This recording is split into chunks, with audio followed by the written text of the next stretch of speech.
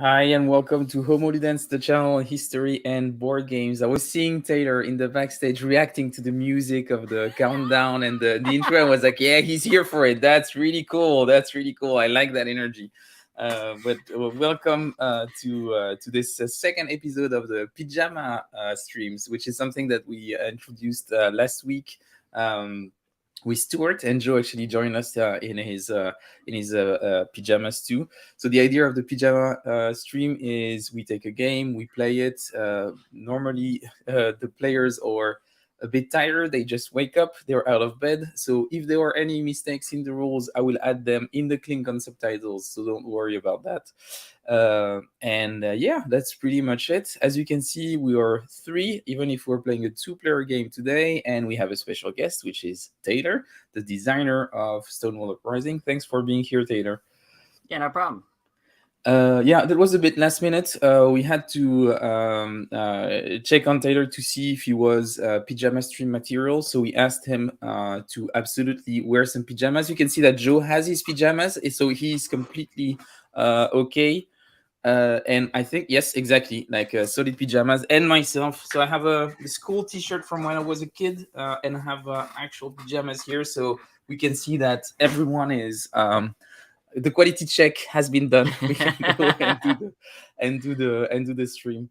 But yeah, thanks for being here, Taylor. Maybe for a bit of context, because I don't think that you know the show, and maybe to give you some context on why we wanted to cover this game with Joe, is that we had some negative reaction to just having said during a stream "Happy Pride," and I decided to to double down on this and say, you know what? Normally, personally, I'm not really too aware necessarily of those topics and that history. It's something that I'm interested in, but I'm not really really that much aware of those things. And seeing the negative reaction of it, I was like, that's actually, you guys make me want to do more. So we're gonna Nice. we're gonna cover Nice. Stonewall Uprising. We're gonna Yeah, annoy love you it. as much as we can. And yeah, so that's the idea. And also I was curious to cover some games from that publisher specifically because they released Zermatt, and to my knowledge they are also picking up a game that I'm really interested in on the war in Algeria, if I remember correctly. So there's something that's coming up that was curious about. So I thought, well, that's a great opportunity to start covering games from Catastrophe Games, and annoy the people that we want to annoy. So that's I think that's the I think idea. it's probably important to give some credit to Fred's audience. It was only a very small number of people, Yes. maybe even only one. Yeah. Most of Fred's audience are very supportive, and I think we had. I think overall we had, yeah, just a couple, and I've noticed that there was like a like statistically since then a dip in the subscribers. But it's not massive. But I think it's, yeah, it's fine. I think it's okay. But it's just there. It's just there. And other I would say content makers. So the Jeff from the gaming game also noticed that some people also reacted negatively, lost some subscribers and everything, and it was like a bit weird. So we thought, yeah, let's just make sure that, so from now on in June I will do at least one Pride stream, I guess, in a way. So that's something Hell yeah. that will stay in place from now on. Good. But yeah, Stonewall Uprising. So the game is here. Joe was really nice to make a quick TTS module for us to be able to play today. So thanks again, Joe, for doing this. So we'll be playing like this. But before looking too much at the game and talking about the rules, because we have you, Taylor, I thought it would be great to have some historical context. And as I said, it's a part of history that I'm very unaware of. So I'm super curious to hear more about all that. So, I guess I'll start at the beginning. So Stonewall Uprising takes place in the 60s, 70s, and 80s in America, right? Specifically about the American queer civil rights movement. I know I did a little bit of digging into broader stuff, but every country has their own trajectory. So, it's not something you can really map quite as easily. And again, a lot of countries are still struggling with even basic stuff, unfortunately. Even we're doing our own stuff today, which is awful, but it's how it goes. But the broad history is that in, the game starts in the 60s because that's when stuff starts really getting momentum for a lot of the queer movements. What's interesting is that in the 30s, the first gay groups, the first queer groups popped up in America. They were heavily inspired by the gay and leather bars in Berlin in the 30s and even 20s. They were taken down by the government very quickly, very quickly. And there's not a lot written about them. I found it pretty hard to find much research. And then in the 40s, got a little distracted, like World War II and other things happening. And then in the 50s, things began to pick up, but didn't really go much of anywhere. You've the Mattachine Society was one of the first big groups that was like, hey, we're a queer group, we're gay, we're not going to say gay because that'll get us blacklisted from everything. And then you have the Daughters of Bilitis, who are probably the most well-known lesbian group who actually parted ways with the Mattachine Society because they were disagreeing about, one's more patriarchal and male-dominated, and that's unfortunate that they disagreed on a lot. They did work together, but it didn't always wasn't always the most harmonious, right? They had similar goals. But going into the 60s, you have these groups, and there's a number of them. They're actually a lot of them in your starter Pride deck in the game, or ones you can get, and they are people who are fed up, like Frank Kameny, who've been pushed away from the system, and their momentum is becoming a lot more noticeable and a lot more tangible, especially with the Black Civil Rights Movement being a great blueprint for what this could be, about the idea of kind of the promise of American freedom and equality coming to fruition. And these people are so obviously not able to be bought in by what's going on that their frustration and anger starts to mount and mount. And, a lot of people would say historically that really mounted with the Stonewall Uprising in late June of 1969. The game actually originally had that as its ending point, 60 to 69, you play over a decade, yada, yada. But the issue is there's so much more of a story to tell, and the game, as an artifact of play, wanted more meat to it, and there's a lot more history to tell, so I figured why not just go for it and add a few more decades of content. So you start in the 60s and things are pretty scarce, and it's a lot of groups you haven't heard of, which I actually like because I love the idea of someone playing this game or hearing about it and looking things up and reading things. It's a lot of great material. The 60s are a little harder to parse unless you just care about Stonewall. But then especially as you get in the 70s and 80s, more and more materials there for people to dig into, some of which I was able to put in the game so that if you're interested, you can look into it and do a lot of learning and see, how wildly different it was. Every decade is just vastly different in terms of representation and what the groups were able to do and get done, and the kind of pushback on them. Well, I guess the pushback was always pretty similar, but the strength and coordination of both ends, it evolved a lot over, 3 decades. And that's kind of the broad historical context. Hopefully it wasn't too rambly. No, it was great. Yeah, that's pretty cool. Thanks. Thanks a lot for that. And I guess maybe we can keep talking about the historical context while we play. If you want to drop some small nuggets of history when we get some specific cards, Sure. I think that could also be great. So for today, so Joe will be playing the Pride and I will be playing the Man. Maybe you want to explain who those two factions are and what do they represent? Sure. Pride represents the larger queer movement of the time, of the era. It's supposed to be pretty consistent. And one of the cool things about a historical deck builder is that you see these same people over and over again because these people are fighting for their livelihood. And so on Pride's end, you have all these named characters like Frank Kameny and Marsha P. Johnson and whatnot, and they keep showing up. Like Harry Hay, time after time after time.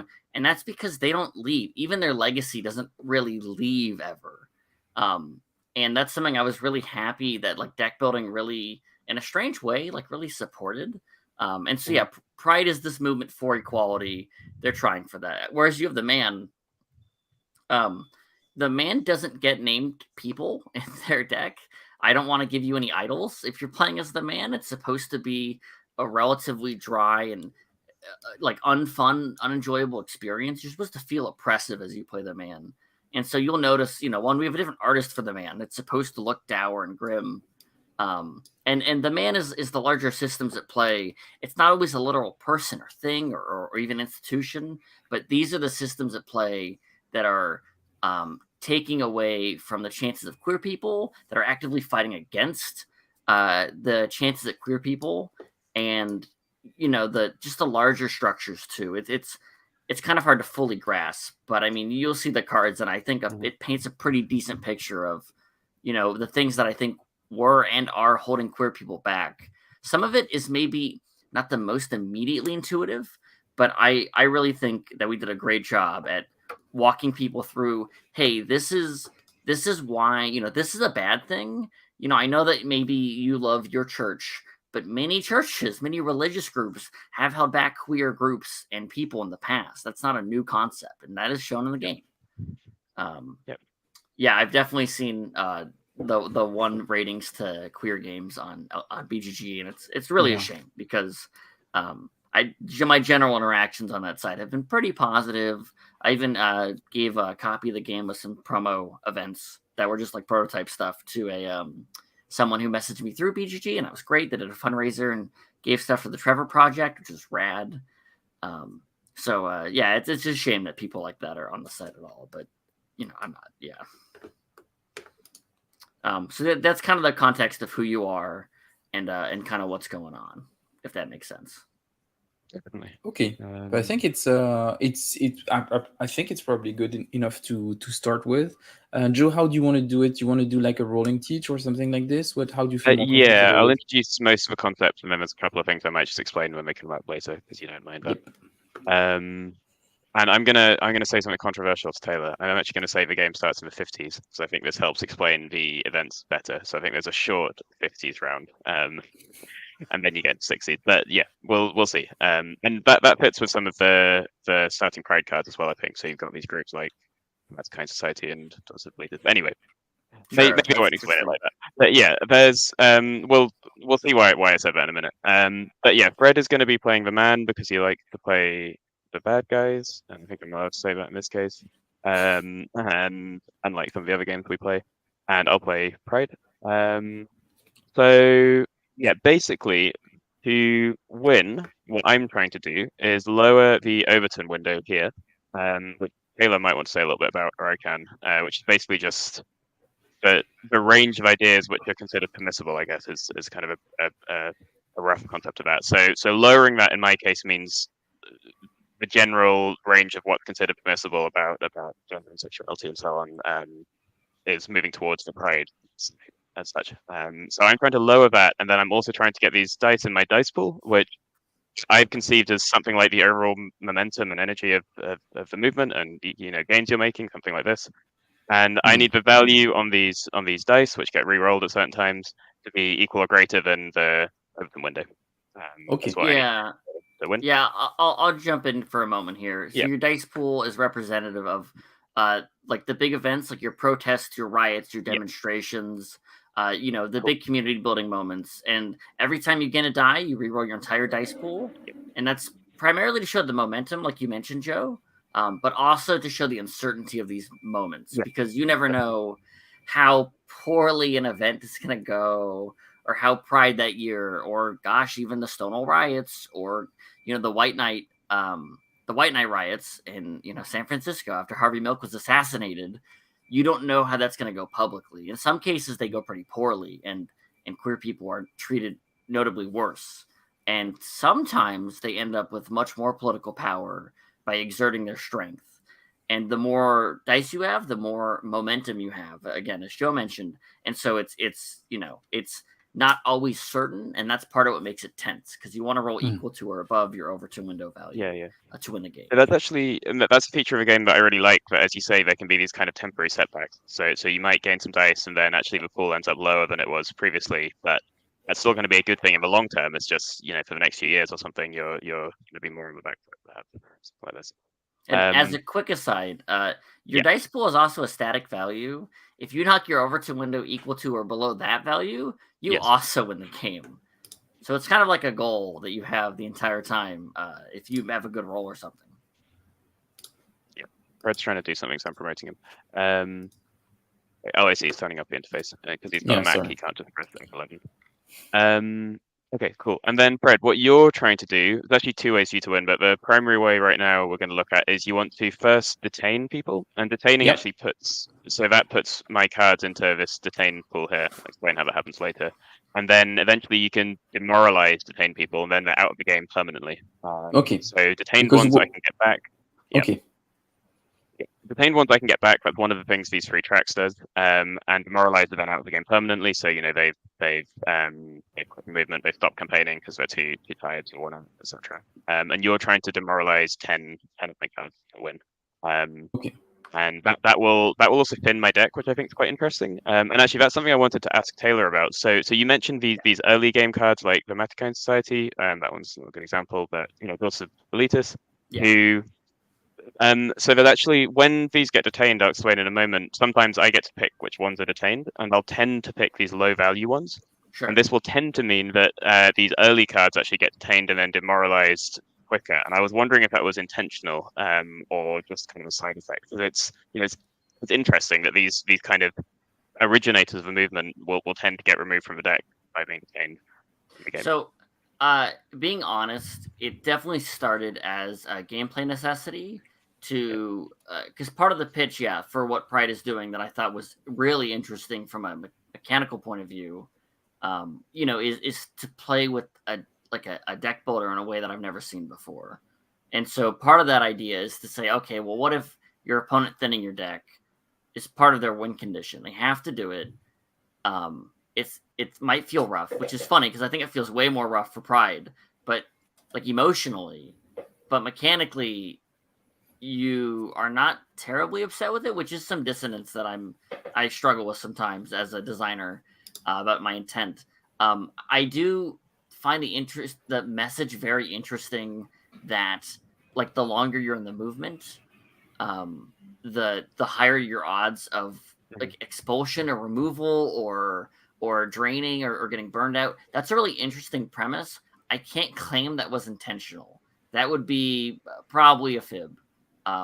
But I think the messaging there does line up. It just wasn't my big, huge goal. Again, part of my goal was to make this like a game you could replay and have strategy with, and So it's tough to balance all that, and it's not 1-to-1 perfect by any means. It did lead some quite funny moments when I was playing with my partner the other day, where he was like, playing into the 80s, and I was like, oh, okay, I'm going to get rid of this old guy. He's old news, no good for the movement anymore. Detain him, he's gone. Which is a bit kind of cold and a bit callous. And maybe that's we're bad people when we play these games. But it's interesting, and perhaps there was some of that because there are these internal tensions within movements, like as well. And I will note, of course, during the course of the 3 decades you play the game through, and kind of 4 in your estimation, which is kind of correct. I actually can't say that's wrong by any means, but there's a lot of disagreement, especially going to the 80s, which I don't cover on purpose for like a show of unity. I don't think it does the movement much good to have like a dissension track or something nonsense like that. I really wanted to show the queer community of the era as a more unified front, which is maybe a little simplistic, if not fairly simplistic, but I don't think it serves what the game's talking about to bring up all the internal strife. I just don't think that's relevant. Anyway, I'll get back into teaching and stop getting distracted. Interesting things to discuss. So yeah, that's what you're trying to do, Fred. You can also win in the 80s. I'll mention this now quickly. There's this AIDS death track at the top, which I think is a really interesting inclusion, and really part of why you wanted to expand it to the 80s as well. This in the 80s, some cards you buy will increase this. We'll get to that in a minute. And there's one card which, if you play it and AIDS deaths at 8 or higher, you also win. So that's just another way to win, just to be aware of. But that won't come in until the end of the game, or second half of the game, roughly. Okay, cool. Then what are we doing each turn? So you've got your starting deck down here on your player map. And then you've got this market up at the top, which I'll explain in a minute, and you've got some event cards, which I'll explain in a minute, and then some other bits and pieces. But for now, just draw 5 cards from your starting deck. And then you'll see you've got some cards here, and your audience will be able to see your cards with me. So the cards each have a value in the top left. This should be very, very familiar to anyone who's played any kind of DDG. And some have got also an event on them. And what we're going to do each round or each hand is play 1 card at a time, alternating play of cards. And when you play a card, it allows you to shift the associated track, so red, green, or blue, which I'll explain in a moment, that number in your direction. And then also do the event if there is an event on it. Most of the starter cards don't have an event, but lots of the ones in the market will, as you'll see. So you play a card, move your track, and then play goes to the other side. This big badge in the middle is the first player token. So you start as first player with your nice grey family values badge. But yeah, we'll do that. You can choose to fold and stop playing cards, and I'll explain what that does and why you do it in a minute. But what happens when you play a card? You shift one of these tracks, and we've got the 3 tracks up here: systemic support, public support, which is sometimes called public opinion, so beware, and individual support down here. Shame, Taylor. Yeah. I mean, it's you would have to be really obtuse to try and construct that. It's very clear what is meant, I would say. And yeah, these represent kind of different things which we're struggling over, and I think it's an interesting way to break it up. So this is systemic support, so something like what different state organizations and larger kind of groups are doing. Public support is for kind of open public opinion about gay rights, and then individual support would be more like the private feelings of people. I think it's quite interesting to break these up. And what we're doing is we're moving these to and fro, and then whenever you land it in your kind of end zone, anywhere on the end zone, you immediately do that thing. So on systemic support, you detain X people, 3 people in that case, or I undertain. On public support, you move the Overton window up. I gain these dice and then roll. And then individual support, you can demoralize people, but they have to come from detained. I get to move the Overton window down. And once you do that, so you do what it says, then you put it back in the middle point. And there's one kind of strategy thing to note there is there's this interesting tension about whether you want to race, get it, anywhere in your end zone, which can help you in a way I'll explain in a minute, or whether you want to kind of, edge it right up to there and then play a big card to get into the 4 or something like that. But then that risks, me dragging it back before you can do that. So that's just something which might be important because it matters exactly where you end, and you can't go into 1 and then later on move it up to 3 or 4. And it'll go straight back to the center. Yeah. And we won't play on public support before the 80s? No, all are being played. All this means is there's a token I can get which boosts the default spot. Okay. So in the 80s, I can, there's an overall shift of kind of basic public support potentially from some cards I play. So yeah, I'm just gonna say hi to Stuart who just joined. Hey Stuart. Nice to see you. I've got a crossbow fact, Stuart. So I'll throw this in now before I forget. So Stuart wanted me to find 1 crossbow fact, and I found one. We have seen proof, Stuart. It's been proved. So the crossbow fact, in the play Death Trap, written by Era 11 in 1978. It's a small play, kind of a thriller, 5 characters about these people writing, maybe even play itself, some kind of thriller, and they're tending to kill each other to do different schemes. And there's heavy implication, maybe even outright statement, that the 2 male characters are actually a gay couple who want to get somebody else out of the way to pursue this. So that's the pride element. One of the deaths is done with a crossbow. So there you go. So if you want to watch something with a little bit of pride content and also a crossbow, the play or film Death Trap. Well, I'm not sure if a crossbow features in the film, actually. It's one of the longest running Broadway plays. I'm actually quite interested to see it now that I've read about it. So there you go. There's your crossbow facts, Stuart. Back to teaching the game. Done that now. So yeah, that's what you do on that. The other thing, so why you might want to race to get into these end zones is whenever you score one of the end zones, you put on the event track down here, match encounter, so pride 1 or a man 1. Yeah. And once 3 of these, well, in the first phase, once 3 of these have been put down, at the end of that hand, we're going to draw an event and do the kind of event phase stuff. And then after the first one, so in the 70s and 80s, it's going to be 5 of these tokens.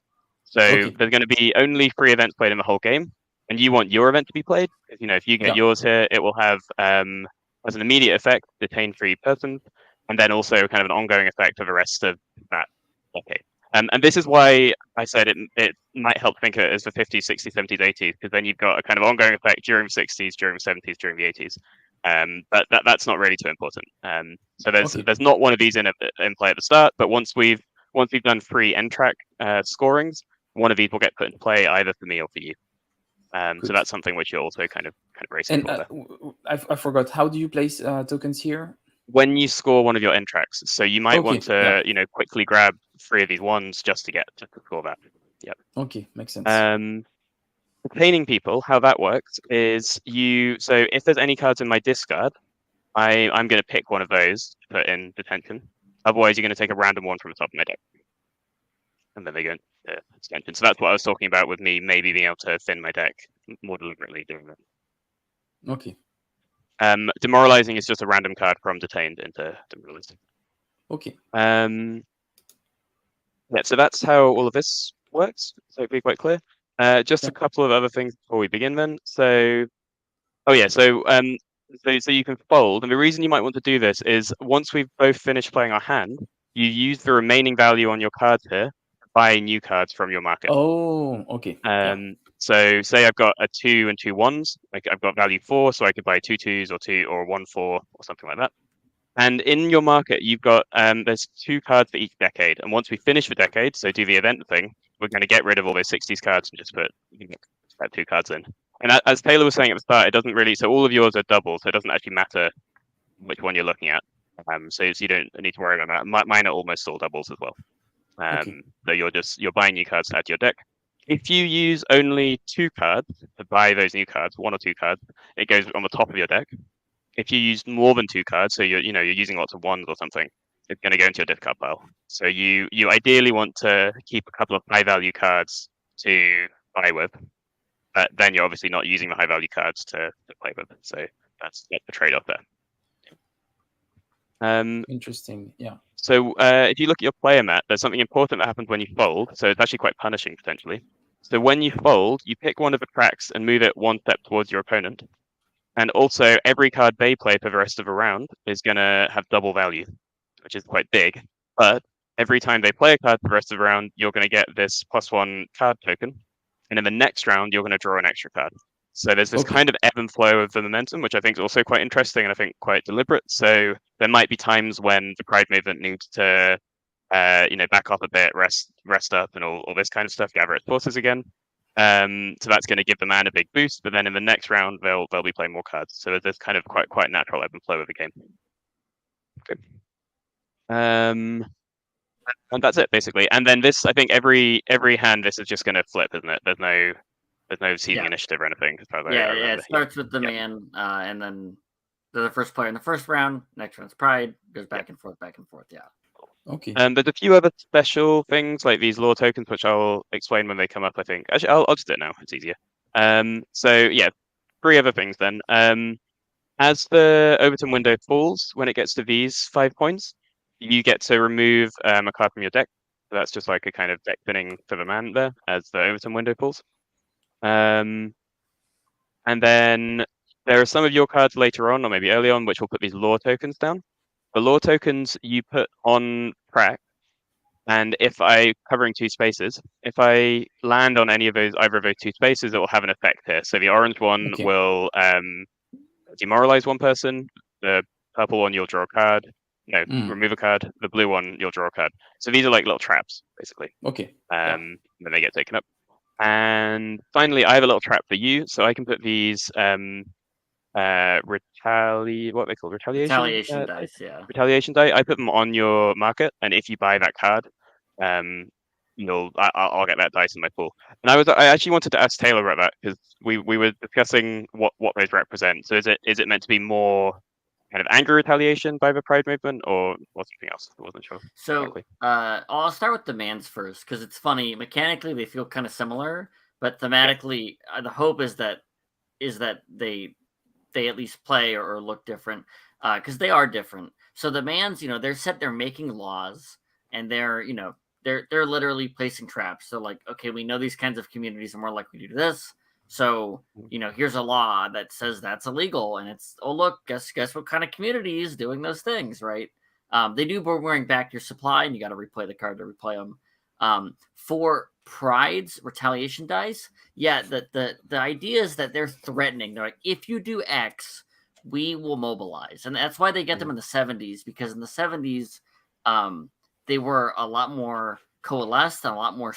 They were much stronger post Stonewall. You have groups like Star and the GLA. You have all these groups that are, they're not just, oh well, on our off time we're fighting for this. You have these groups that are, they are marching and rioting and protesting with some regularity, even though it's going to, more traditionally in the 60s and earlier, it would be pretty much ruinous to do a lot of that stuff without being ultra respectable. But after Stonewall, a lot of that respectability politics really drops away as people see, no, that does not work. That's getting us nowhere. So why even bother? And so you see a lot of younger people, especially like at the GLF here, and even in the UK, to my knowledge, ditching that and just kind of going for broke. They're younger, they have less to lose. And so the idea is, yeah, if you do this, we will riot, we will protest. We're not going to take it sitting down. And the 70s is when that really starts to take off. Yeah. Cool. Thanks. Okay, I think we're ready to start playing then, Fred. Is that all? You can have questions if you have them, but I think that's everything. Yeah. So I just play a card, put it in my discard, and resolve its effect, right? Yeah. Cool. Then I'm gonna play homosexuality is a mental illness, and that move is gonna move this one 2 in that direction. Great. I'm gonna play liberal ideas, save our human rights, and move the red one, automatic support one right. So, I will one thing. Oh, sorry, go. Yeah, I was just going to say there is this, whether it's on my side or your side, which you can see just by the color stripe, which some of them. So that's true. A lot of the 60s cards on both players' boards mention that. The thing I want to mention, Joe, and this is a little more technical and procedural, but it does matter. And this only matters for Pride, but when you play your cards, they go into like your plate area and they go into your discard at the end of the round. So that way the man can never detain all your cards, basically. Okay. It's so that actually happened in one game I was playing. Yeah, it's mild, but it's a preventative measure to make sure you always have minimum 5 cards in your deck. And the cool thing is those are probably your 5 best cards typically. So anyway, I just wanted to bring that up. Yeah. No, that's good. I ended up with a deck of 4 cards once, so it's good to know that that's not meant to happen. It's easy to overlook. And your teach was great, Joe. I just want to know, great teach, solid stuff. Yeah. One other thing, actually, I couldn't quite find in the rules, but I kind of just guessed, is when the discard is reshuffled, and that's presumably when there's no more cards in the draw deck. It's when you need to draw and cannot. Yeah, great. So yeah, if your deck is empty, but you just drew your hand and that's all the cards remaining, it stays there. And if you get detained, you got to choose. But the moment you have to draw and can't for any reason, you shuffle up and Great. Good. Then second card play for me, that's going to be the post-war glow. So individual support is going to switch to my side. So I'm going to leave my cards played here and not in the discard yet.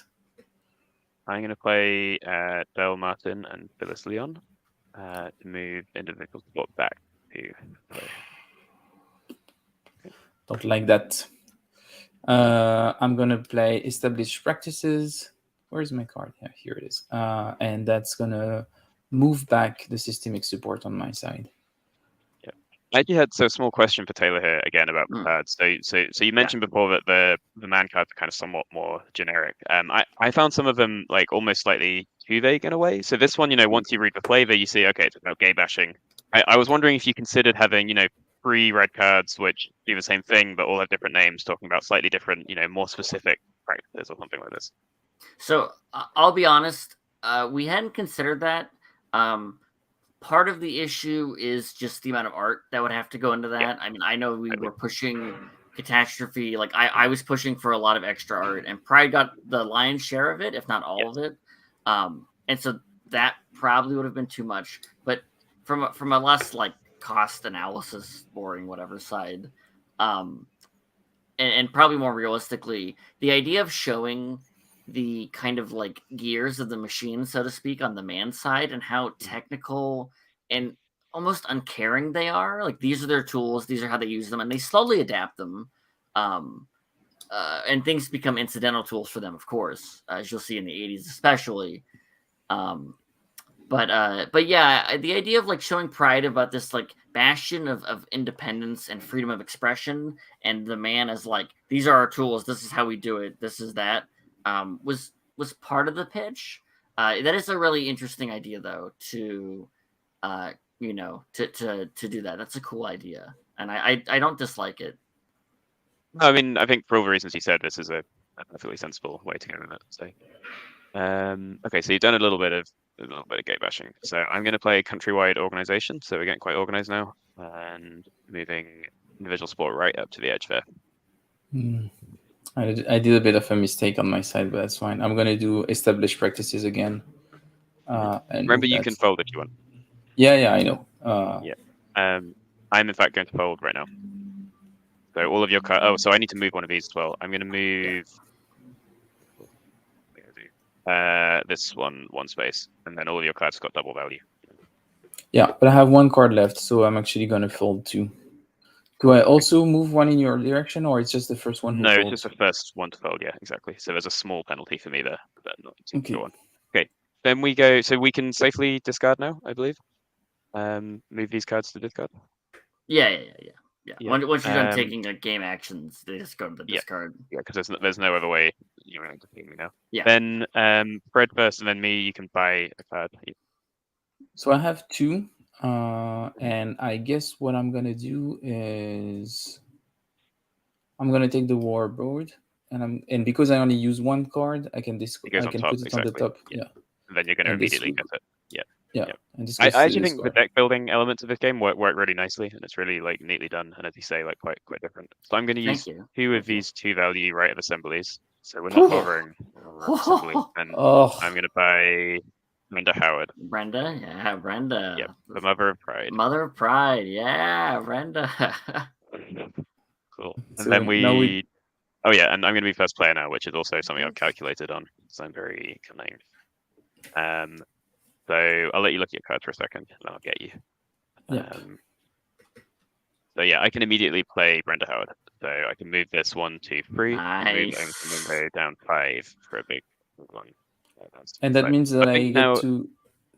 Yeah, so I'll do this in order. So I've done this. This comes back here. I get one of these event track pieces. I think immediately now you get to remove a card from your deck. Can it come anywhere from discard or deck? So yeah, you can remove a card from your deck or discard.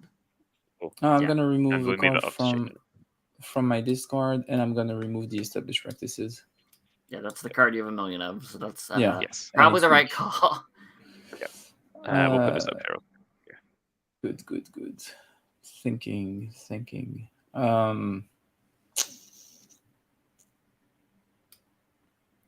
I don't have it looks like I don't have as good a hand as you do.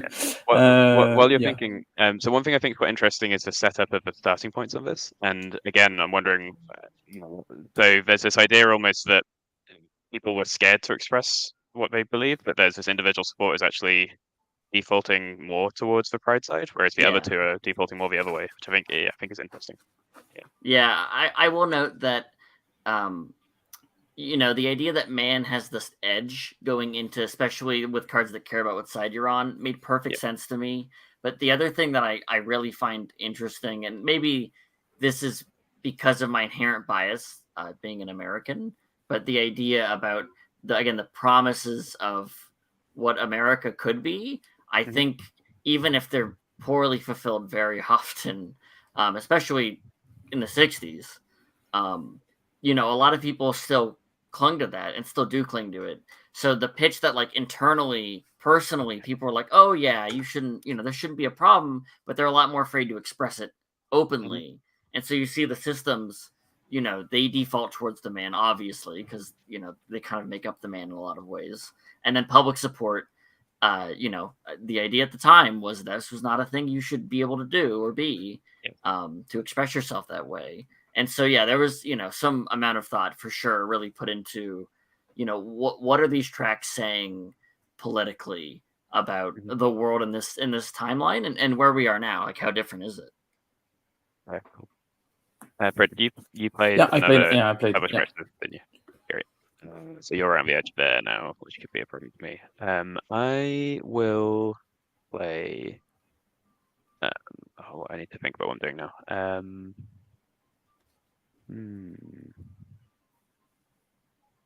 Yeah, okay. I'll play LGBT awareness article to move this public report back towards the middle there. I will move it back down by 1. Okay. I'll play the Kinsey reports just to move it back up by 1 for middle. Okay, and then in that case, I will detain. Yeah, I would detain 1 person, and when I detain, so you choose who gets detained, or do I? I choose who gets detained. Yeah, which is what. So I'm gonna get rid of my ideas. So this goes here like that, and this goes back here. I'll play the Mechakind Society and move in the middle to 1. And I will fold and give you 1 here. I'm actually going to take advantage of that then to play my final shiny Frank Kamani. 1, 2. Yeah. So because you folded, you get 1 extra card play next turn, but I get 1, 2, 3, 4 here. So you get double the value of it. 1, 2, 3. We're not in the starting point. You already have. I was on that one there. Yeah. Good. So that gets me that. And then that gets me the final one here, which means we get to do the event thing. Wow, but now so we're right on ahead. Yeah. But that was, there's a cost there, which means I'm not buying another card for my deck. But I thought it was worth taking that. And I will note, we're going to do the event, and then immediately after the event, before cards have been bought, you're going to shed, as what I call it, when you shed down to the next decade. Yeah, so exactly. all the 60s cards are going to go away, and you're immediately going to get a shot to buy newer, higher valued cards. And admittedly, my framing of the 50s and the 60s doesn't work quite so well with the card market, so I'll accept that's a flawed concept. So I draw 1 random 60s event. Founding of Star, GLF, and GAA. Wow, Overton window down another 3. Wow. Big start. And Fred gets to lose another card. So you're going to need to push back fast. I mean, I'm not getting any dice yet, so we'll see how it goes. I can discard a card from my play area. It's from your deck or discard. When were these put in the discard then, technically? Though? Does that happen before? It doesn't matter here. I mean, yeah. I guess it would be at the end of the. It's pretty rare this happens at a point like this, I find. Yeah. So. It's an unusual one because of the event. Yeah. And then for the next decade, whenever I buy a 4+ card, I get to entertain a person. And then, so take off all the top market cards that say 60s in the upper right until you just see 70s cards remaining. I actually had a question about this event because of how detaining works. Sometimes you don't want to undertain people, which I know is a bit cruel. Sure. Is it compulsory? I've played it as if it is optional. Although I will say it is a bit cruel to play it that way. I find sometimes you're surprised by how helpful it is to have more people around. But I play it. I like the risk and reward to some degree of like, oh, do I give them people detained? Because sometimes they just have no fuel in their detained area. The man cannot win. They just cannot demoralize enough people to win the game. So you'll notice that like hate groups turn into religious groups. And you also notice on the Pride cards, now you have a more noticeable border with the original Gilbert Baker Pride flag.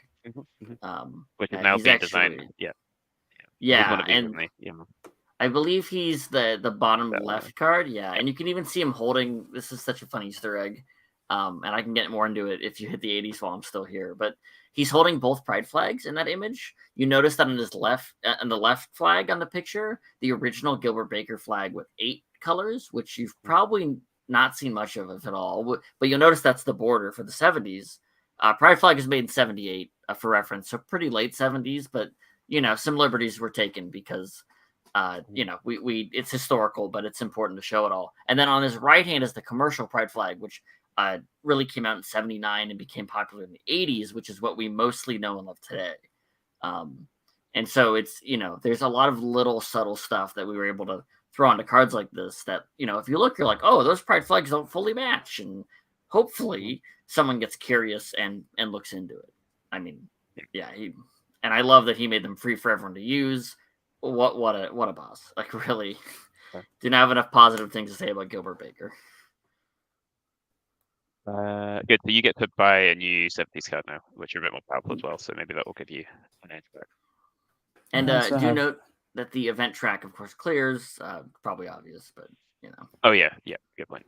I just noticed it. I mean, it's not. Yep. So do I want to go for systemic or individual? It's one of the big questions the game likes to ask you. What are you going to focus on?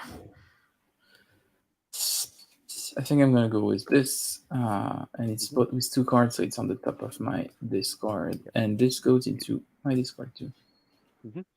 And then you're drawing 6 cards this time. Yeah. So I draw 2 from here, and then because I cannot, I need to take this back and take 4 from here. Oof. And the first player token flips, so the man will go first. Yeah, I had a big first couple of turns there.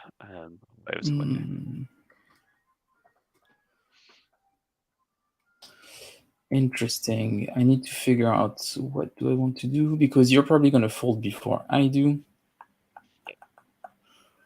I think I am going to keep this here. And I am going to play this one first. Go back here. I'm going to play Brenda Howard again. 1, 2, 3, put this up here. Oh. Yep. I'm going to play the religious groups. Oh. Okay. 1, 2, 3, 4. Yeah. And I didn't look at the events. Yeah, it puts the orange law token down, so you can choose. But I don't get to choose. I can do both. Yeah. So yeah. So in this game, you always move the track first, and then you can do with the text on the card. Yeah. So place the orange diamond, and the orange diamond will demoralize 1 person. Yeah. Okay. Yep. So I guess I will place this just here. Yeah, and note it has to be an unoccupied, uncolored space. So not in the end zones, not in the blue square heart resets, not where the cube already, stuff like that. But Fred can put it on the land side if he wants. Is that right? Oh, totally. Oh, yeah. In fact, very that often, would make me, it's interesting. I think there's an argument for either side. I often see people place it in areas they know that they can get to, or they just want to threaten pride and say, "Hey, if you go over here, it's your own peril." I don't know what's correct, but I sure find it interesting to think about. Okay, I'm gonna play Harry Hay. Maybe this here. Okay. I'm gonna play the post-war glow and bring it down by 1. I'm gonna play Janus Society and move it up by 1. We're fighting for people's souls here, Fred. I'm gonna play the already worried public and go down by 1. Yeah.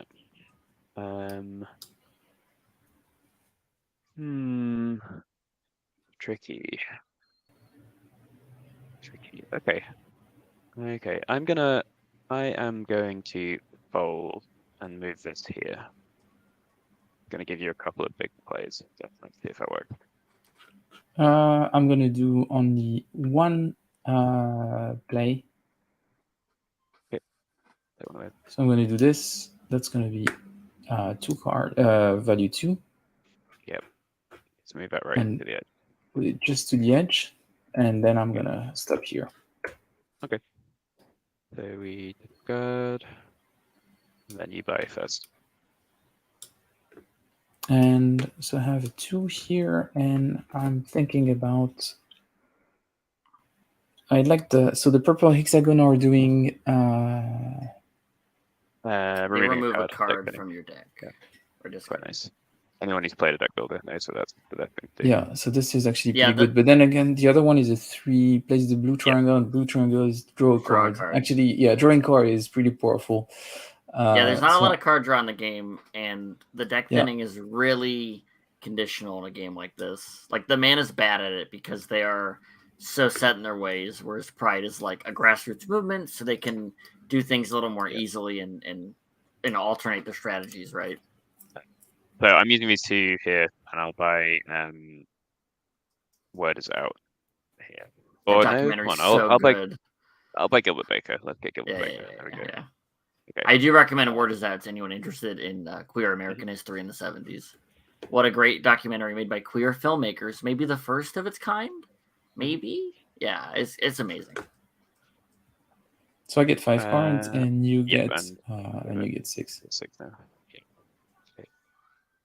Okay.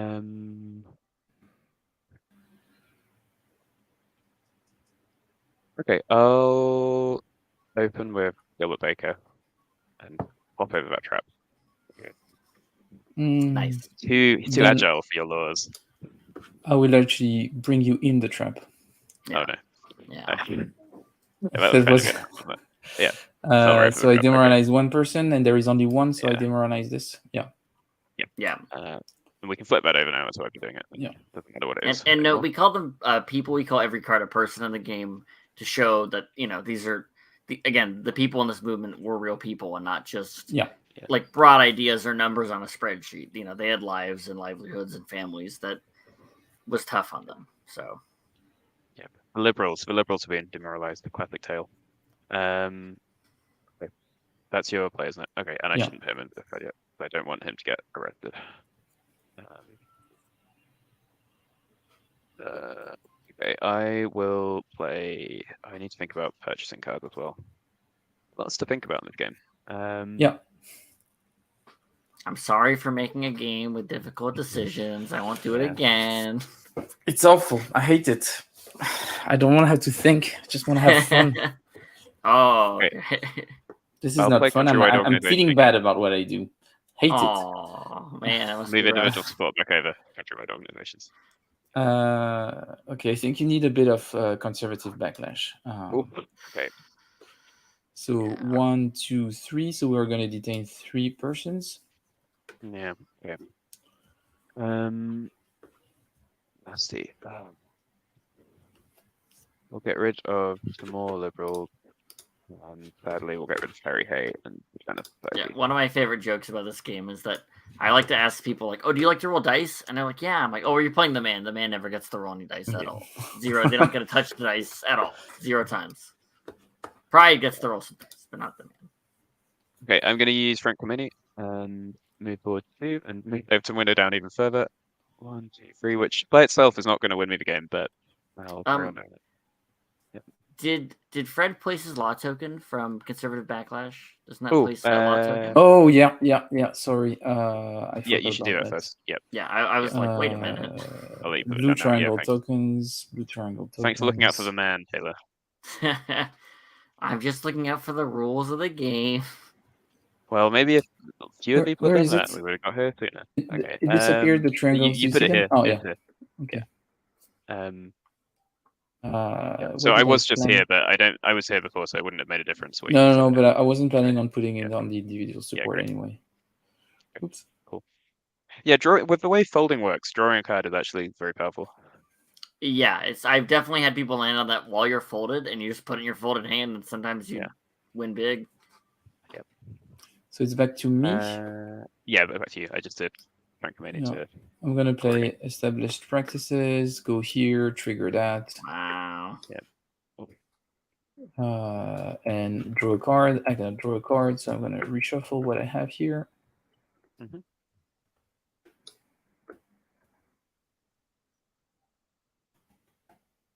Okay. Nice. I'll play Masculine Society again and move it back there. Individual support. I do need to start doing something other than individual support eventually. If you get it to 0, you do win the game. I don't know if I've ever seen that, but I've seen it get down to like 3 or like 5. I've definitely seen it get very low. Although the deck thin token on 5 is kind of a joke. I mean, It goes back by 1. Woo! Oh, yep. yeah. And you get event tokens as well. Yeah. Oh man. Now this is what's going to hurt me. I also will note that the events get stronger as the game progresses. So in the 60s, I like to say they're nice to have. In the 70s, they can be pretty good. In the 80s, they can be backbreaking. So one thing I was wondering about actually is, the events getting stronger also gives you more purchasing power, which means that you're more likely to be able to buy those higher cards later on. How often do you see the cost 60 cards getting bought?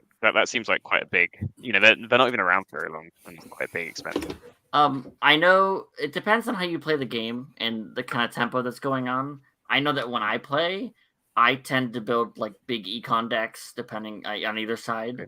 And I tend to buy up I've definitely played games where I've purchased all my 6s in the 60s. Mm-hmm. And if someone does that and you're not retaliating, you're going to lose the game. Because not only is their purchasing power nuts, but they also probably have some stacked abilities. But I also get really greedy and then I fold too early and then lose. So, you win some, you lose some. But you can definitely play. I think when you play early, they go really fast and you just don't buy a lot of 4s and 6s. But the more, at least that I've played, I've definitely seen the 6s really come into play, especially later because all the values just keep going up and up and up. And so you buy like a 6 put on top of your deck because you have like a 4 and a 2. And that can be really tough sometimes.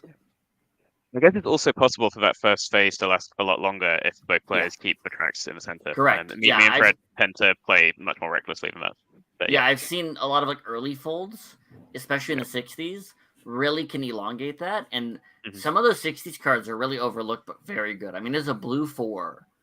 I was just looking at it now, the openly LGBT businesses. Yeah, it's a 3 when you buy, so it's not great for it's not as good for your economy, but when you double it, it's an 8. I mean, that's just ridiculous. An 8 can just get you a track in an instant. So anyway, I am going to fold right now, so I'm going to move public. No, I'll move individual floor 1 that way. Okay, so you fold, and in that case, I'm going to play the religious group for 8. That puts me at 3. So 3 people are going to get demoralized. Oh, I see what's happening. This might be a problem. Okay. Yeah, so it's all of them, so you don't really have to change. Yeah. So are there 3 people in there right now? Yeah. There were, Wow. 4 4 total, so 40% there. Yeah, me and Fred tend to play in a way which means games are short and brutal. So we'll see. Oh yeah, I can see that. Yeah, I mean, it's because we hate each other. And we know the man's gonna win the event, but we need to wait.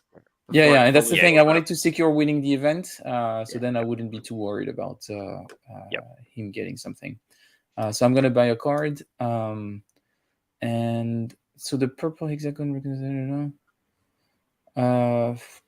I don't like that. I'm pretty happy with the conservative backlash. And I will make a note. It's not a sentence that I'm happy with. I will just note that if you play a conservative backlash while you already have your blue token out, it stays where it is. You can't move it unless it's been returned to your supply. So maybe I will take wait, you're buying Fred? I'm buying as well. I'm going to buy Sylvia Rivera. Nice. I'm going to take the X-Gaze movements then. Yeah. I did think about Harvey Milk, but right now with nobody detained, he's actually less useful. So Sylvia's quite good. And I'm getting 6 cards this time. Oh, and you're first now. Yep. Cool. Interesting. Okay. So we have a question here. Apologies if it was covered earlier, but I'm curious if Taylor experienced the same reluctance of some people to play the man. As Tori Brown said, she found people at playing the anti in Votes for Women. There's some board game geek discussions about this actually. Yeah, there's definitely some stuff, some of which I've weighed in on, some of such I have not. But the short answer is I definitely got some if not a reasonable amount of pushback. A lot of the pushback from people I generally agree with was based on the presentation and the fact that you could play as the man. I largely expected that, but a lot of what the game's going for, there's the history, which is very important, but also the idea that the person on the other side, the people who disagree with you, who don't want this, they are real people.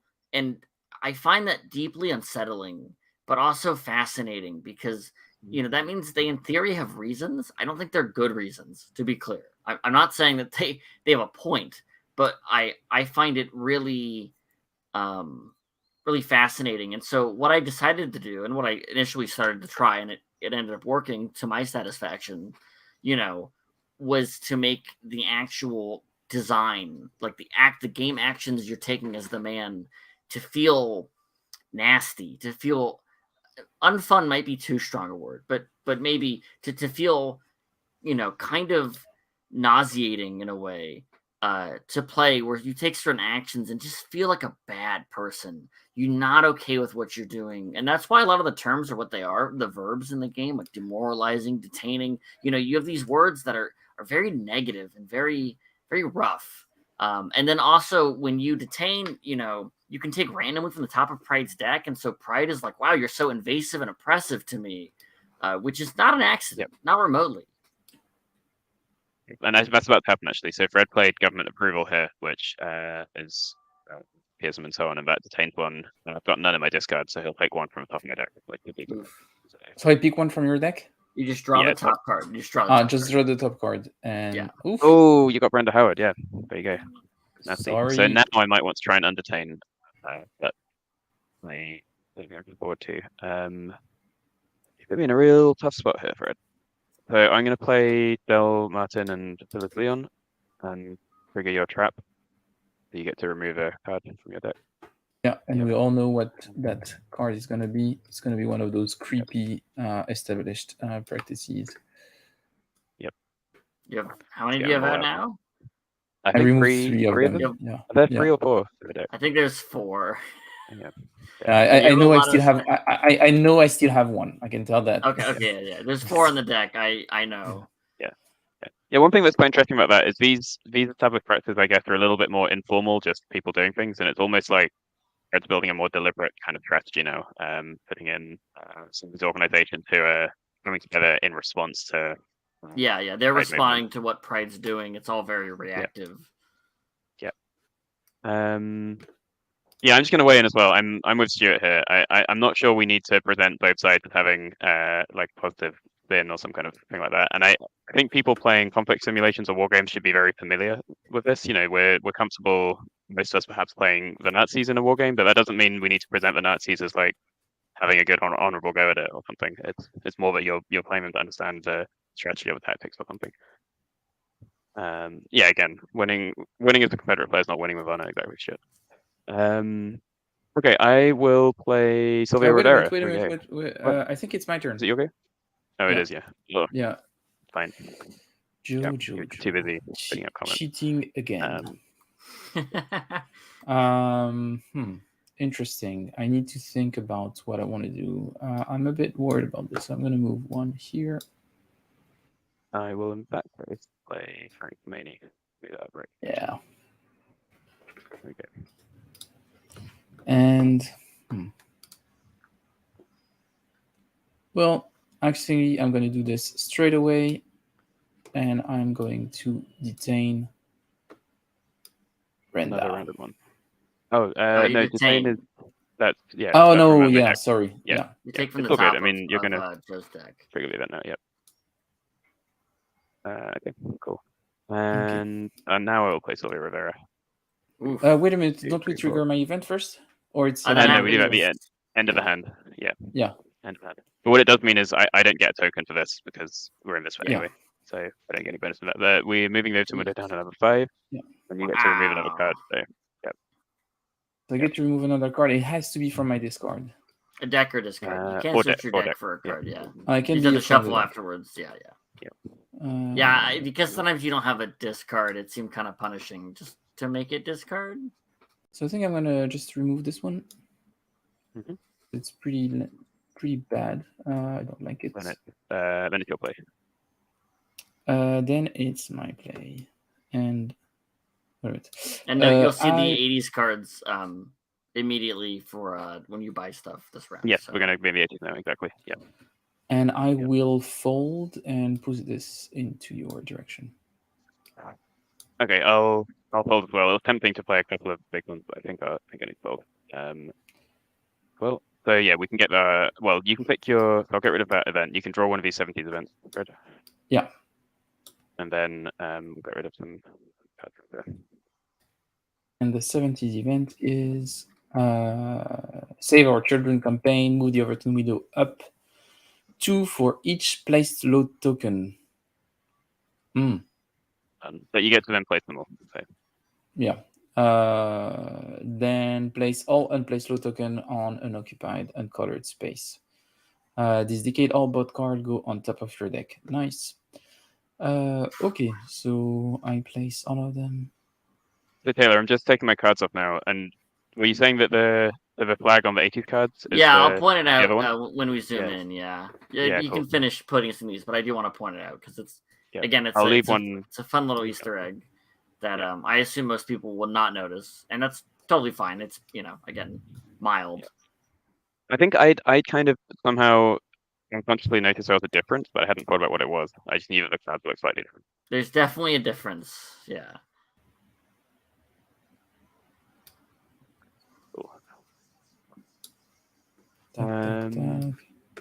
Oh, did you buy your? Oh no, you didn't research yet. And then I've got buy with as well. So I'll do that in a sec. So you want to call the cards from the 70s so we can see the 80s cards now, Fred? Oh yeah, that's the one I'm gonna buy. Yeah. And so I will note, in the 80s, Joe touched on this, but I want to just explicitly talk about it. You'll notice that on every card there is now a tombstone.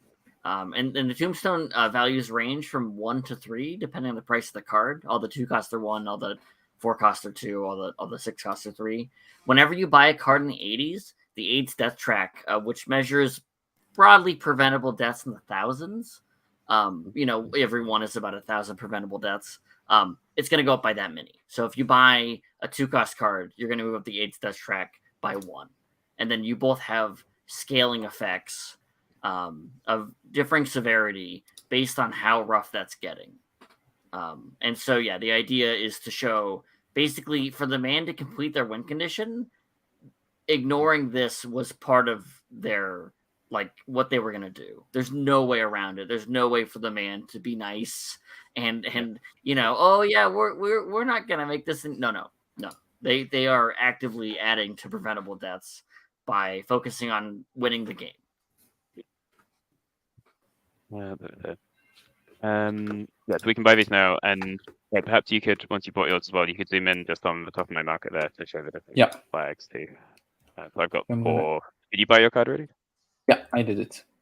So if you look on top of Harvey Milk, at the very top border for him, you'll notice that the original Pride flag, which starts with pink and goes to red, orange, yellow, green, light blue, dark blue, violet.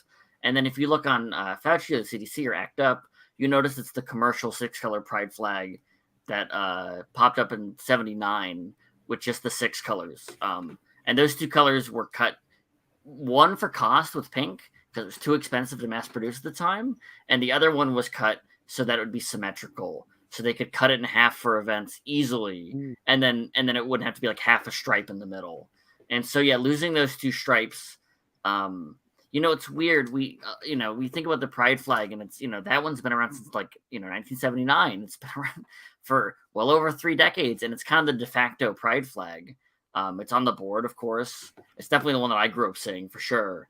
And but then the actual history of it, and again, how Gilbert Baker made it free for everyone to use, and of course became the staple for basically every other Pride flag, is really interesting. And so adding that homage was something we really wanted to do, and it's a fun, clever way to show the difference between the 70s and 80s and their cards, and how we envision things today. We're slowly modernizing. We start with pink because a lot of pink triangle references, which of course go back to World War II, and then you go to the original Pride flag, and then you go to the commercial one.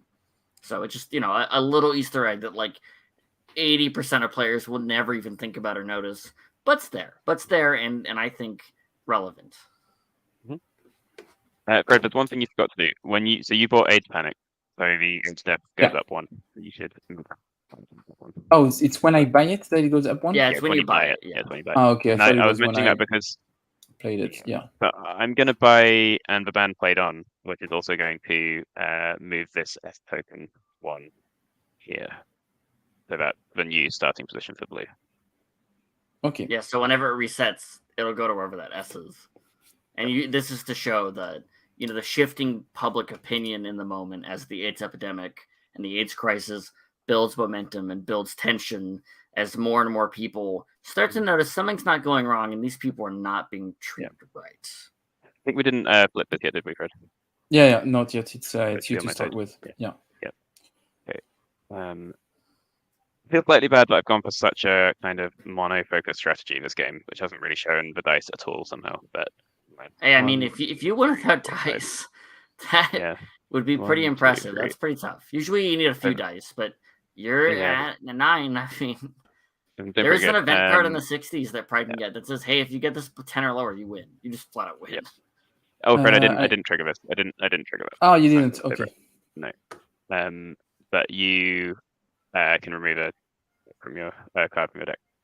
Yeah, the thing is, it has to be from my deck. Do it have I think if Fred plays hard now, he might be able to demoralize me before I can win, but we'll see. It's gonna be tight. How many cards do you have detained?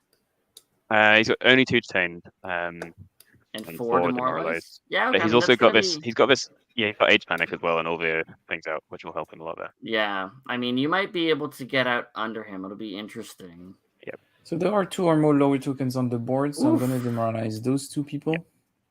This is something else which I really like about the game. When you get to this final phase, feels like the stakes just really like ratchet up suddenly, and really big things keep happening. Yeah, it's funny, in the core design when I started adding later decades, I was like, oh, well, the numbers should clearly go up. You shouldn't just have 2s and 3s you can buy. They should be much higher. And so because the numbers keep going up, everything gets more tense. And that's why the events get stronger. It just felt natural. And it's funny because it's still the core gameplay, but I mean, I've seen people fold at just the wrong moment in the 80s and they just lose. They just lose because they did not assess when like folding properly. And like in the 60s and 70s, it's pretty whatever. But man, in the 80s, it could be so savage. Yeah. So I have a thematic question, which probably wasn't like a straight answer to, because the game in some ways, but people interested in more of these kind of simulation games might be wondering. So this is just what detained means, and I've been thinking about it as perhaps slightly broader than literally detained, and it might mean more that for whatever reason somebody is kind of knocked out of action for a bit. In this case, has Kinsey been detained, maybe, or is it rather that Kinsey's no longer affiliated with the movement or something like this? So the way I've always concepted it, and again, like you mentioned, it's an abstraction, so it's not a one-to-one. It's not like the police are literally detaining all of these people. That'd be ridiculous. I like to think about it, one, of course, for actual literal people on the cards. That's possible. But also that maybe they've been taken out of the conversation for one reason or another. It's not uncommon for people that have controversies personally that spill out when they're in the limelight. And so, maybe they're distracted. Maybe they're focusing on family, or they're ill, or they might be traveling. That all these things distract people from working on an important social movement like this. And so the idea is detaining is, a pause, probably an unwanted pause of them working on that. And then demoralizing is them being taken out of the fray, maybe even losing their interest in the movement for one reason or another. You could say Kinsey being detained here is that the public discourse has soured on his findings, would be a reasonable interpretation. Brett, it's your play. No, it's yours. Yeah. Yeah, sorry. What do I do? Okay, I'll play the Thoughts of Elitis and just move this one here. I'm going to play Conformity. Move it back by 2. Okay. I'm wondering, how do I have? Do I do that? Okay, I'm gonna do a big play. I'm gonna fold. Let's see how it goes, and then I can move one of these. Pushing 1. Yeah, I'll move public support 1 that way. And I'm gonna fold 2. Oh, I didn't expect that. Okay, cool. I'm gonna buy Pouchy. That goes straight into my card, which is why I thought this wasn't a terrible plan. Yeah, and So I'll I'm gonna shuffle it. buy a Televangelist, and because of the event, it goes straight on the top. And it's also the 8 step go up by 3 Yeah, as well. by 3. Yeah. That's up to 4. Yeah. There is this other route now where you can just power on playing Diamond Street and win with that eventually. So I need to watch out for that. Yeah, that's some real inevitability the man has to show how bad things are getting. And I'd shuffle it. Oops, I drew all my cards back. That's cheating. I shouldn't do How that. big is your deck? Like 10 cards? Yeah. Why is this not there? You grabbed a token in there, yeah. Yeah. Just like real life. Okay. Yeah. 11. There we go. Okay. And it's your go, but spread. I think this is going to be close, actually. By me going for a slightly ridiculous strategy. I need to think about something here. I think partly Taylor as well. This is just my natural developer instinct to like hone in on one and third strategy and push Sure, it. yeah. No, I almost just can't stop myself doing it. It's pretty rare I see someone go for this, so it's very interesting to watch. It's not something I see work often. I know that like when I play, I just go like big econ, and I tend to like try to outvalue my opponents with getting these big cost cards that are backbreaking when they fold against, or me just continuing to leverage that advantage, because when your deck has an advantage, you can keep leveraging it at a risk. Mm-hmm. Red might get over the window down a little bit.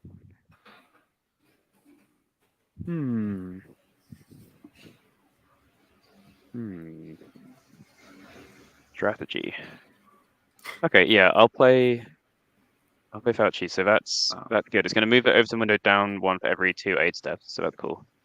And then that's going to come 1, 2, 3, 4, 5, 6, and let's remove 1 out from his deck. Yeah. Finally, this one is out. There you go. Finally. Yeah, you're supposed to be the bad player at deck thinning, so the fact that you got them all out is actually impressive. That's pretty rare. Yeah.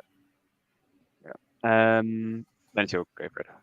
Man, Joe could just roll an 8-sided die and win the game. That is hilarious. I don't have many good blue cards in my deck. I've basically only been buying green. So Fauci is not nothing. He's good, and your deck's pretty small, so that's true. I can get around to him quite soon. And not quite. I was trying to set something up, but I cannot. Never mind. I was trying to use many there to move the window down again, but I'll just move up to there. Perfect. I'm gonna play the Televangelists. Cool. And that puts it here. Oh, yeah, okay. I demoralized that person. Wow, that was horrible.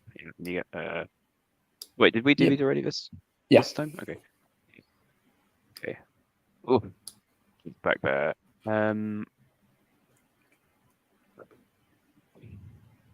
Okay, let's. Yeah, okay. Mathicone Society, move it 1 here. Yeah, it's going to be a photo finish. Fred only needs to demoralize 3 more, or maybe get some more 8 steps in. We'll see. Boom, boom, boom. Just thinking about.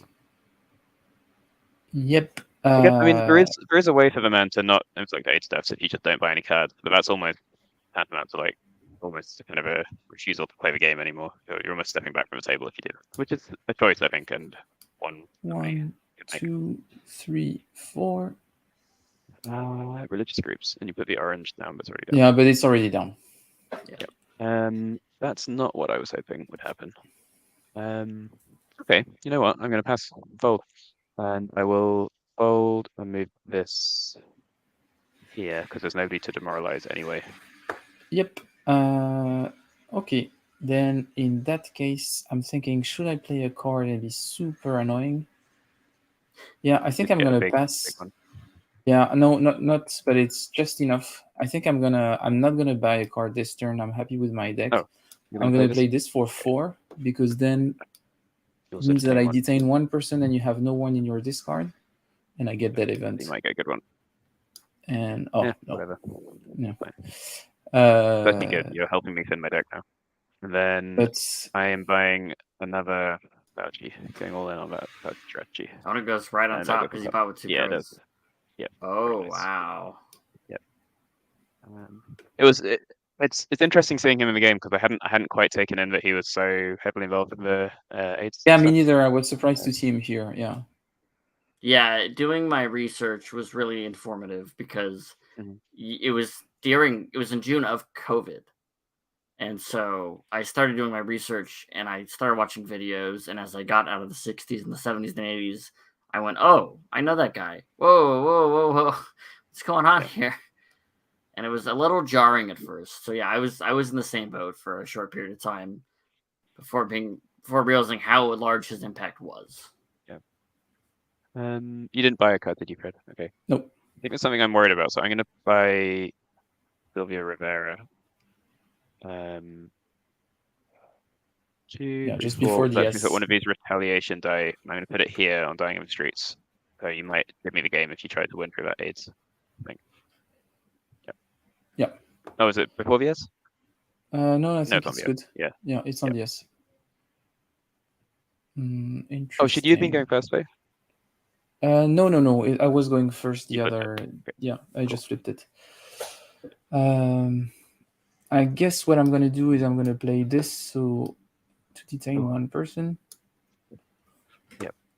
So you get one from Yeah. You can have the in society. There we go. They've served their purpose. Back to you. Oh, okay. Yep. I'll play LGBT awareness article. Okay, I'll play the XK movement, move it back 2, and bring this here. Maybe, actually, I'm going to place it just here.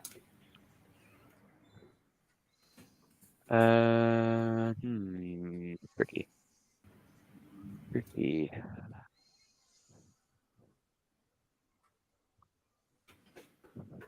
Okay. I'll play Fauci a bit. So I think I'm gonna get right past it onto the D4, and I also move you over to window down 2, so you can remove another card. And I get a D4 now, so I'm gonna roll that, which isn't quite enough to win. But man, if you get a 4, this might be so tight. Yeah, if the Everton window goes down one more, I'm gonna win. So then that comes back. Oh, you rolled a 4? Wait, did you roll 4? Oh, I did, yeah. Gosh. I did. And I will note at the end of the round, the man's event's gonna proc. If you win prior to that, Joe, you just still win. I mean, it doesn't, deal the win. I'm not sure I'll be able to. I would need some big green cards. We'll see. We'll see. Yeah. Depends on cards in your hand, cards in Fred's hand. Yeah, Fred needs to try and get that over to window down more. I'll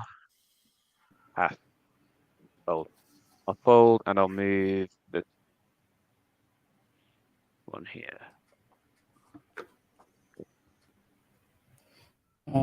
Then I will give you a card, so we'll get a +1 here, and I'm going to move this by 1, 2, 3, 4, and move the opportune window up to 3. Yep. And the place goes back here. So we're gonna resolve the 80s event. I will note your card markets stay the same. There's no 90s cards or anything wacky. But yeah, you're playing your left card, right?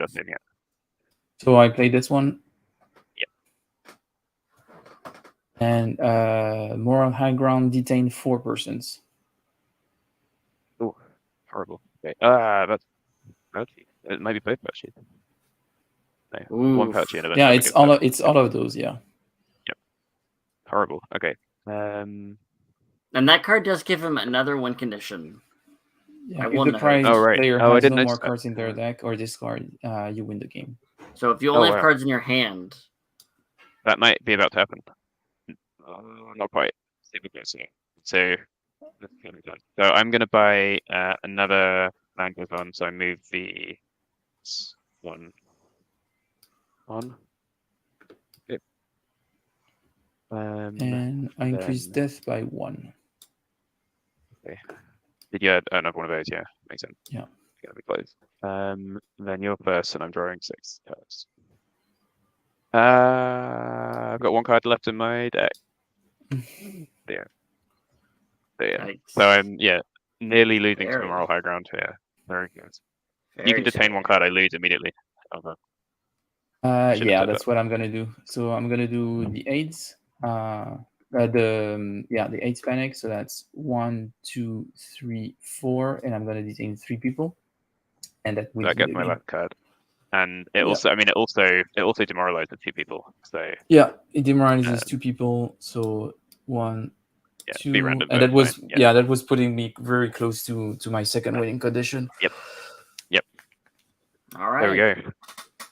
So you win with this alternative win condition on moral high ground. Just yeah. But if anything it left. makes you feel better, I would have one anyway. I had 2 AIDS panic in my hand, so I would have one to demoralize the undemoralized. rest. Yeah. Yeah, I think I did a classic Joe strategy there of playing very aggressively and not at all defensively, which does lead to this kind of situation. So that's on me. And I did a classic Okay. Fred strategy of playing just against what Joe does. Yeah. Good. But it was super close. I just needed. Yeah. So I had a bunch of good green ones, and I basically, if I could get the Everton window down just a little bit, I would have won. So I think So the five decision would have been enough. The strategic decision that I made was I don't really care about the Overton window that much because it's actually helping me to thin my deck. And the thing that I want to prevent is from you to have too much public support, because I was thinking my Overton window decreasing doesn't matter if you don't get public support. So, and I was thinking you're just helping me in a way.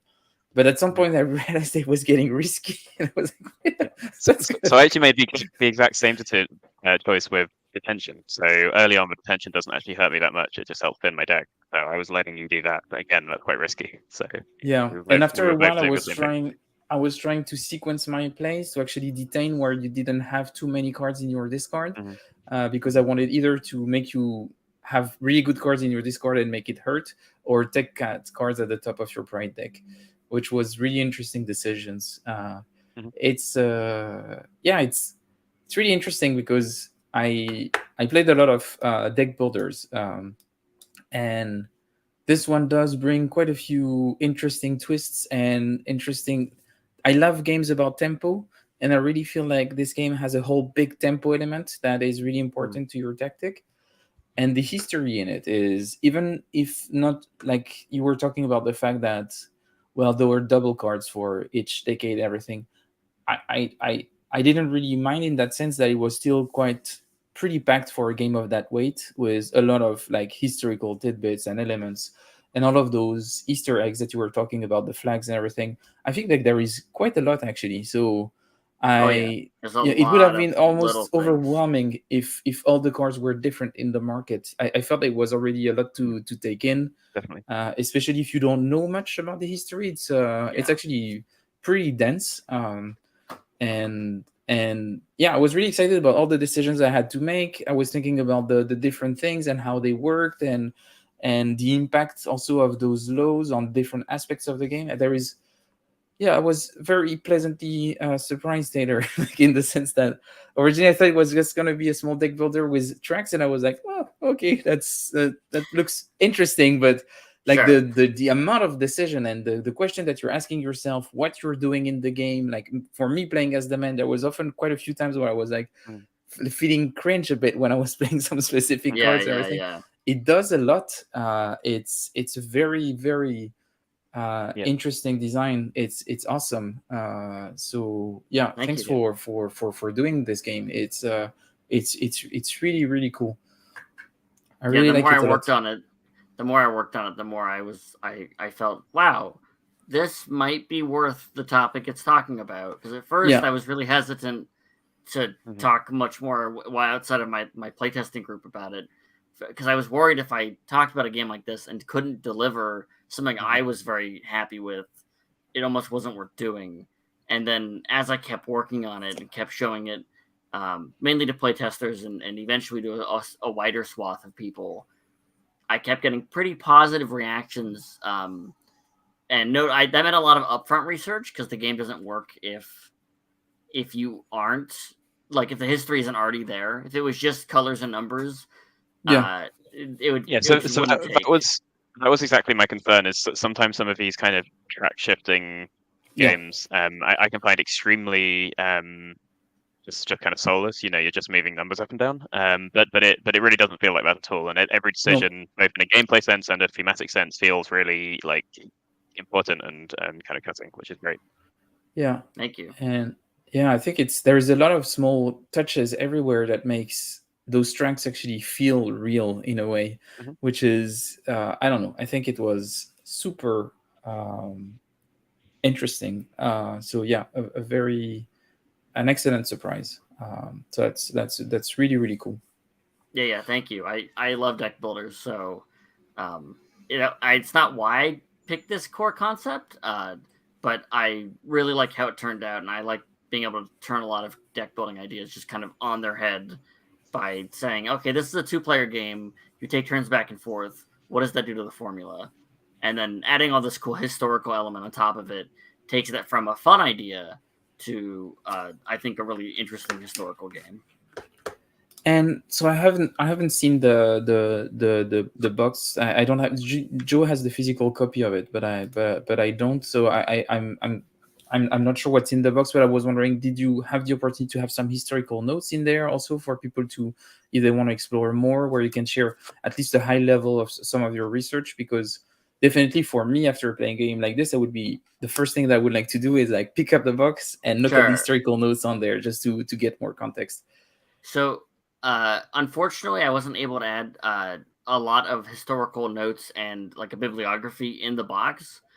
One thing that I was able to do, and I mentioned this earlier, was some of my best historical research I was able to actually put in the game as, kind of points of contact for people to look into. I mentioned Word Is Out, Stories of Some of Our Lives, the documentary made in the 70s by queer filmmakers about their lives and their struggles. And it's really interesting because you watch that and you play my game and you see, oh, I recognize this person and this person and this person. And that's because they were the forerunners of a lot of those movements.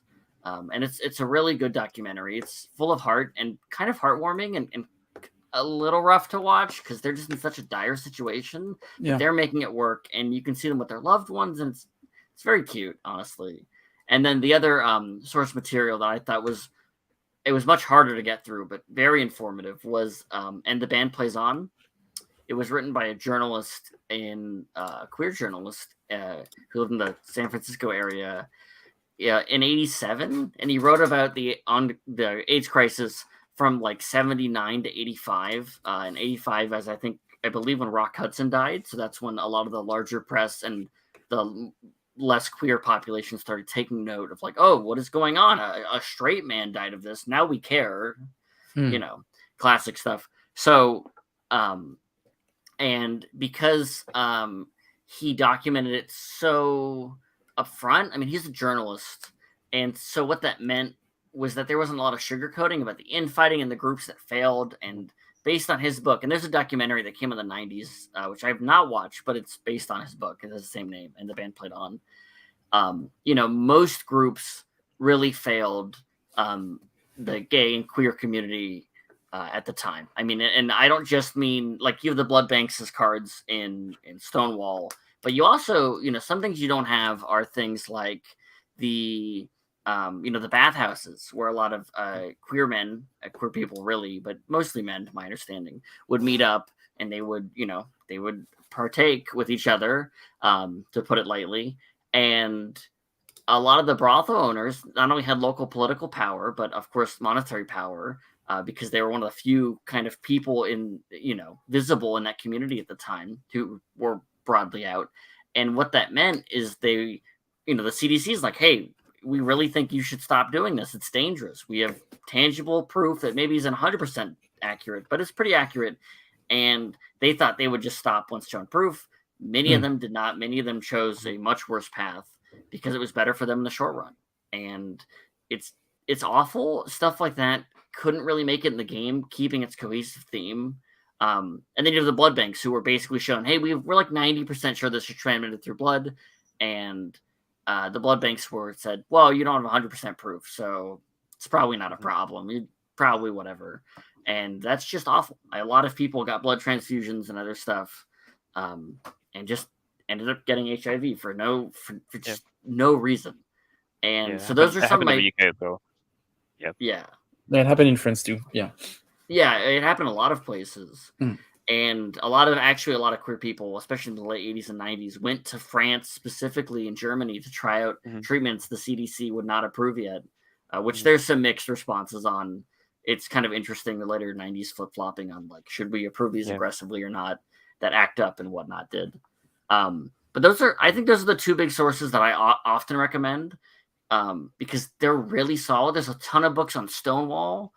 Just a million and one books on there. I read probably 3 or 4, and like a documentary. Like, it's. I think the Stonewall Reader was my favorite among them, but they're all pretty good. I don't think I read a bad one, and so it's it's interesting because I found Stonewall was the easiest part to research, and the 70s was kind of awkward, and then the 80s was very easy to research, and so the kind of ease of access was a lot stranger than I would have guessed. Is there a reason for that? I'm not entirely sure. My hunch has to do with visibility, and it also might have to do with longevity. A lot of the stories of a lot of these movements died with the queer people who lost their lives during and after the AIDS epidemic, the AIDS crisis. And because there was so little support, the stories that would have been passed on, the books that would have been written or just orally passed down through traditions, happened a lot less. And now, granted, that was mostly queer men dying from that. I know that, a lot of lesbians of note, really helped out and put in real work for real during that to help for the guys who historically hadn't always been the best to their lesbian sisters, which is a shame. And again, not reflecting the game because it's not terribly part of the cohesive story I'm telling, but it is true. And it's worth noting. In fact, someone asked someone asked me, they go, "Oh, you have all these different pride flags on the cover, but you want to add this flag. Why don't you take off the lesbian flag? Like, whatever." And I go, no, that is disgusting. You can no way. And it just, I find something about that it just rubs me the wrong way. I'm like, no. They deserve to be 1,000,000% one of the flags on there, without question. So it's, but yeah, it's been a roller coaster. And of course, as the game got more and more finalized, I kept reading more and more, and it's hard to stop once you start. Yes, that's the big hazard of making historical games, isn't it? You get really sucked in. And a lot to read. I was curious on a personal level, before doing this game, did you play historical games a lot, or you were more of a traditional board gamer, you could say? Because I see in your background that you do have Pax Pamir. I see Pax Pamir second edition, but then I see mostly like heavier or kinds of board games, but more like maybe Euros and stuff like this. I'm not. It's hard for me to see. I'm gonna. Sure. Yeah. I kind of have. I was a band of Artichokes. That's like. That's a pretty light game. Pan Am. I can see Votes for Women is right there. Horse's Carriage, Oath, High Cotton, which no one's ever heard of. Calico, Codenames, SPQF. Hell yeah. IC4X. Yeah, man, 4X. What a ride. So I would say that I'm not the most dedicated historical gamer. I definitely prefer games that don't focus on combat or simulations of combat, stuff like that. Just less interesting. The first historical game that I ever probably really connected with and thought was really great as a game and told it through the mechanisms was probably Infamous Traffic. I heard really good recommendations, I think around when probably Root was coming out or when it was on Kickstarter. And I heard about it. I go, "Oh, this sounds kind of cool." And then I looked into it and I ordered it and I played it a couple times. And I think it was the first historical game to get me to look something up, to get off the table later after a game and go like, "Okay, who is this person? Who lost me this game?" And it's like one token in the game that has one name. So there's not a lot else going on. And then, I didn't do a ton of research by any means, but Cole's game really struck a chord with me, both narratively, like historically with story and mechanically. So I'll play those games. It's funny, I play heavier games occasionally. I tend to play a lot like really shorter games, like Scout and Six Nymphs, stuff like that, like really quick, snappy games. I really love those. Again, if there's numbers on the cards, probably gonna be a game I broadly like. But I'll play mostly whatever, as long as it's not like 4 hours, or unless it's hyper engaging. I mean, I'll play Horse's Carriage because I love what Splatter does, and they're doing stuff no one else is doing. But I don't trust most other people with the game at that length. So typically, the history or gameplay has to be doing something really interesting. Like I think the only two historical games that I'm really pumped up about right now is I really need to play Land and Freedom. I've heard only good things, and I've met Alex, and he's amazing. So I really want to get it. And the other one that I'm really excited for, and I'm sad I couldn't try at SDHistCon, is Cross Bronx Expressway. That game is so up my alley. I have a public transit game I'm working on right now, and we very different approaches, but I am very interested in that premise. And I remember reading, I'm like, oh my gosh, no other game on P500 holds my attention like this game. So, but it's interesting. So, but and the reason why I'm asking is that I was kind of expecting you to answer something along those lines, because I feel like there is a more general movement in historical games to be maybe a bit less armed conflict driven and try to explore new directions and everything. And I was wondering if from the outside, not being a war gamer specifically or a historical gamer that much, do you see that change happening? Like, how do you perceive our part of the hobby, our niche from the outside? I was curious about that. I feel like there's definitely something going on, like a broad movement, maybe on accident, maybe not so on accident, about games for social change, games that are less, point and shoot someone driven. Again, it's a chit shooting another chit. It's not like the whole game is the ground level. But, I've definitely noticed that, and I've been involved in a number of conversations with some of these other game makers. Again, I met Alex at PAX Unplugged last year, and that was great. Really interesting talking to him about his game and about Stonewall. And I know I've talked to Tori Brown about how we conceptualize the man or the opposition or what have you. A lot of really interesting conversations happening all at once that really keep me up at night in a good way, that really get me thinking, okay, what other social or political space could we be talking about? And how could you conceptualize that? How could you abstract it in a way that historical games are mostly ignoring? And I find all the ones that interest me, as I mentioned, are not your usual stuff. And I don't know if I'd call it its own genre, but it's definitely blossoming into something. And it's hard to fully see the picture as it's developing. But I feel like in a couple years, maybe sooner, it'll be obvious what's where that's headed, or where it's concluded. And I could almost see some sort of new genre definition coming about from it, because all these social political games are coming about at once. I'm not going to say it feels unprecedented because I don't have that context, but it feels fascinating to watch unfold, and it's kind of wild to even be part of, to be honest, especially as someone who isn't knee deep in all these hex and counter games. I don't mind them, but it's just not my bread and butter by any means. But it's interesting that you say that, because some people, and me included, have been advocating that maybe for historical games to be more interesting in the topics they approach and the way they approach it, we probably need to bring into historical gaming people that are not traditional war gamers, because they might have a different perspective. Sure. And I was happy to have you in here, because for me, you are the perfect example of that. You are not a big Combat Commander fan or something like this, which is, I love Combat Commander. The thing is that I want people in my hobby that are maybe not Combat Commander fans, because they will probably make games that are slightly different. And I think the game that we played today is a perfect example of that. So it's like you're just my own human confirmation bias. So thank you for that. But yeah, no problem. I do what I can, Fred. I appreciate it. No, but that was really great. I wanted to say thanks again for taking the time for being with us, because it is well, technically it is pajama time for you, but it's pretty late. Whatever. I stay up pretty late normally. I was happy to be around.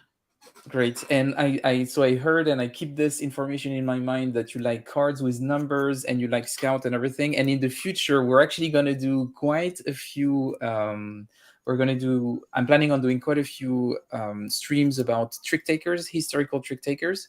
So if you want to be a guest on one of those, that could be fun. I guess it could be always interesting to also have different perspectives. So I will keep you posted. Let me know. Yeah.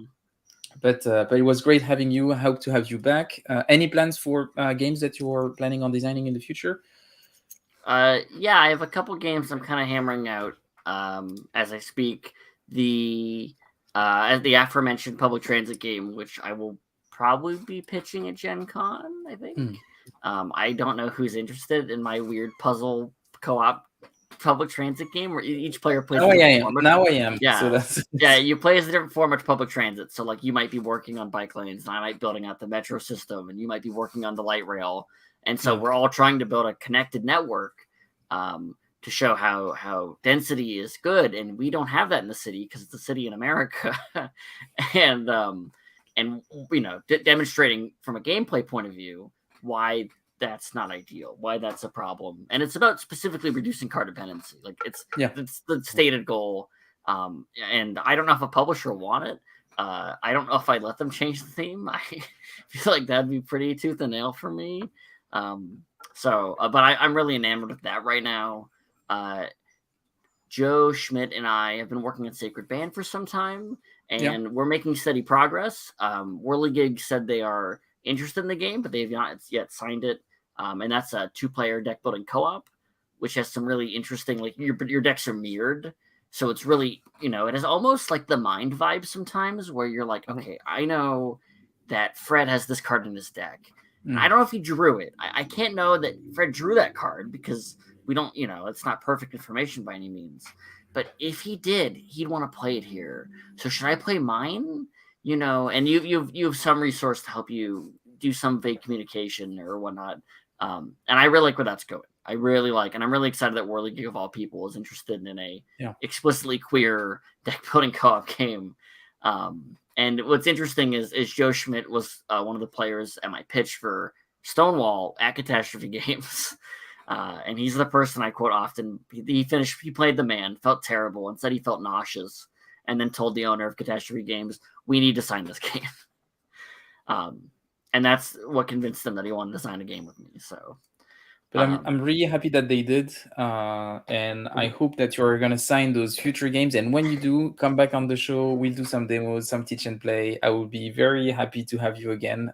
It was great. Sounds good. And Joe, once again, thanks for another Pyjama stream. If we do a third one, it will become an official series. So we have to plan for a third Pyjama stream now.